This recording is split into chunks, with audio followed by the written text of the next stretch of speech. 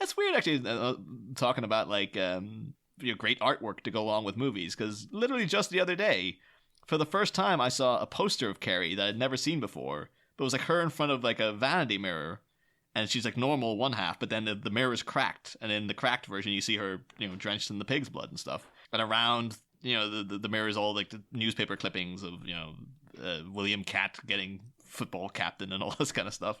But I had never seen that as a poster before. It's like, that's incredible. That's like the best poster for Carrie I've ever seen.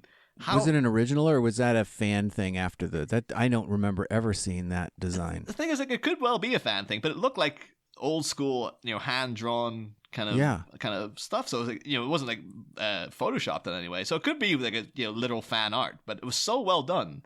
It looked like a poster from the 70s.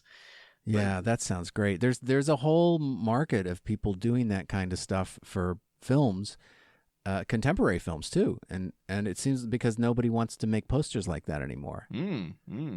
Tarantino did an amazing kind of montage painted poster for Inglourious Bastards that he'd commissioned to have it done, and the studio never ran with it, but it was so good. It was that old style painted montage posters. There's actually a weird thing going on with the the Batman and Robin poster has the classic one where they're all the faces on it. You have Arnie at the top. Mm-hmm. But then, cause in the background, they'll obviously have some allusion to an element of the character. So you have like the Batmobile next to Batman and things like this.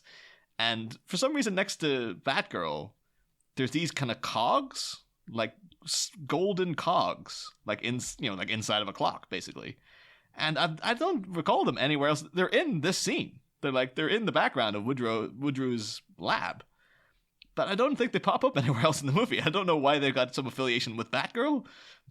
It's one of these. That's really weird. It's one of those things I'll have to, going through the movie minute by minute. It's like, I'm going to have to see, are there cogs in the background when Batgirl's on screen a lot?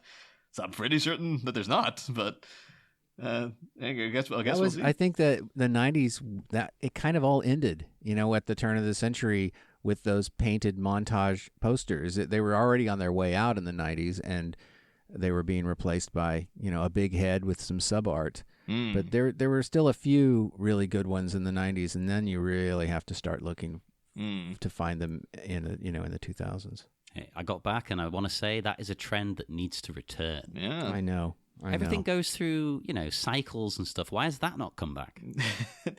There are some artists doing stuff for Bond films, like reinventing like the Pierce Brosnan Bond films with that poster style art that are really incredible. That's a great idea. I don't want to go down a Bond hole, but Pierce Brosnan, I always thought he looked the best. To me, he looks like how James Bond should look, but his movies aren't the best. I like GoldenEye, but the others, it's like, Yeah, each one gets a little worse than the ones before it. I have to say, too, Mitch, it's not too late to change the name of 007x7 to Going Down a Bond Hole. That's that was pretty good. I did notice that, but I didn't want to say anything about it. Feel free to steal it.